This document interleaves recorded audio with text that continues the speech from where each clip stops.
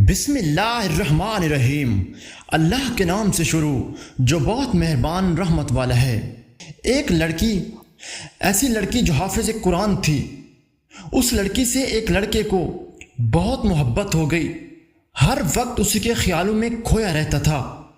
اس نے ایک دن اپنے گھر والوں کو بھیج کر لڑکی کے گھر لڑکی کا ہاتھ مانگا تو لڑکی کے گھر والے بھی راضی ہو گئے، شادی ہو گئی، دونوں آپس میں رہنے لگے، میاں بیوی رہے۔ محبت اتنی تھی کہ ایک گھڑی بھی لڑکا اپنی بیوی سے جدا نہیں ہو رہا تھا۔ بہت زیادہ محبت تھی، جو چاہتی تھی بیوی، جو اسے مانگتی تھی اور جو مانگتی تھی وہ اسے پورا کر کے دیتا تھا۔ ایک دن کیا ہوا کہ لڑکی کو بیماری لگ گئی، لڑکی بیمار ہو گئی، حافظ قرآن تھی، بیمار ہوئی تو اس نے بہت علاج کروایا، بہت اچھے ڈاکٹروں سے علاج کروایا، لیکن وہی ہوتا ہے جو اللہ چاہتا ہے۔ یہاں تک کہ لڑکی کی حالت اتنی سیریس ہو گئی کہ لڑکا بھی دعا کرنے لگا کہ یا اللہ اس کو جلدی موت عطا فرما، یا اللہ اس کو جلدی موت عطا فرما دے۔ 3 دن تک لڑکی منہ کھولے رہی اور ہلکی ہلکی سانسیں تھیں۔ 3 دن تک اس کی جان نہیں نکلی۔ لڑکا بڑا پریشان کہ آخر کار اس کی جان کیوں نہیں نکل رہی، تو حافظ قرآن ہے، بڑی نیک تھی کہ اس کی جان کیوں نہیں نکل رہی ہے۔ لڑکے نے سورہ رحمان پڑھنا شروع کیا، لڑکے نے سورہ یاسین پڑھنا شروع کیا، دعائیں کرنا شروع کی، مولا اب تو اسے جلد سے جلد موت عطا فرما، جلد سے جلد اس کی روح کو نکال لے۔ خیر آخر لڑکے کی دعا قبول ہوئی۔ تیسرے دن لڑکی کا انتقال ہو جاتا ہے۔ محبت تو بہت تھی، رویا بھی بہت، آنسو پوچھے، کفن دفن کیا، قبر بنا کے تیار ہو گئی، دفن کر دیا اور بس وہاں سے واپس چلا آیا۔ 2-3 دن کے بعد اس کی تمنا ہوئی کہ میں اپنی بیوی کی قبر پر جاؤں، کچھ پڑھ کے چلا آؤں۔ کہا 2-3 دن کے بعد قبر پر جب پہنچا تو قبر پر کتے بھونک رہے تھے اور 5 کتے تھے جو کہ بھونک رہے تھے۔ اس نے سوچا قبر پر کتے کیسے آ گئے؟ جب قریب گیا تو کسی اور کی قبر نہیں بلکہ اسی بیوی کی قبر، اس کی اہلیہ کی قبر تھی۔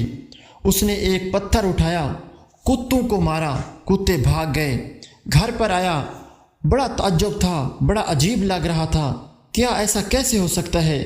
قبرستان کے اندر اور بھی قبریں ہیں، ہماری بیوی کی قبر پر حافظ قرآن بیوی اس کی قبر پر کیوں بھونک رہے تھے؟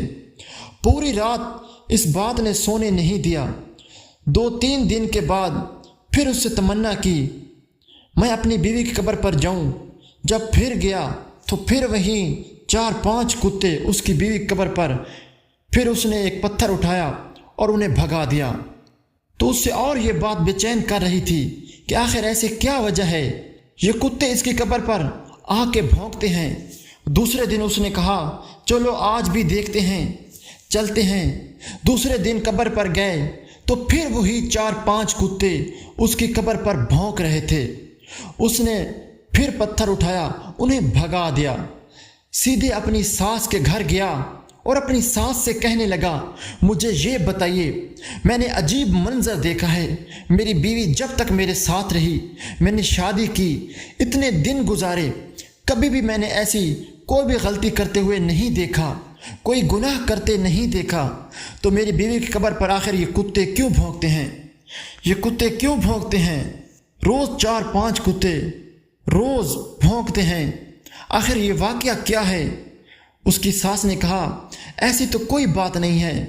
پھر اس سے یاد آیا ہاں ایک بات ہے جس کی وجہ سے اس کی قبر پر کتے بھونک رہے ہیں۔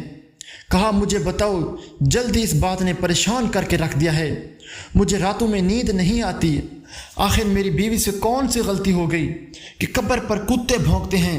کہا سنو بیٹا، غلطی تو تیری بیوی سے یہ ہوئی تھی، اس سے میں بھی ناراض ہوں اور میرا اللہ بھی ناراض ہے۔ اس نے کہا کیا غلطی ہوئی تھی؟ کہا غلطی یہ ہوئی تھی جب تم دونوں کی برات نہیں ہوئی تھی تو وہ مجھ سے آ کے یہ بات کیا کرتی تھی کہ میں فلاں لڑکے سے محبت کرتی ہوں، अम्मी मैं इससे मोहब्बत करती हूँ और मैं इसी से ही मोहब्बत करती रहूँगी। हम दोनों के बीच अगर कोई भी आ गया तो अच्छा नहीं होगा। तो मैंने उसको कई बार समझाया कि बेटा बड़ों से ऐसे बात नहीं करते, ख़ासकर माँ बाप से ऐसे बात नहीं करते। तो अगर किसी से मोहब्बत करती है तो देखेंगे तेरे रिश्ते के बारे में, सोचेंगे लड़का अच्छा है या नहीं है, तब तेरी आगे बात चलाऊंगी। लेकिन उसको कुछ समझ में नहीं आता था। वो मुझ पर भौंकने लगती थी, मुझे गालियां देती थी।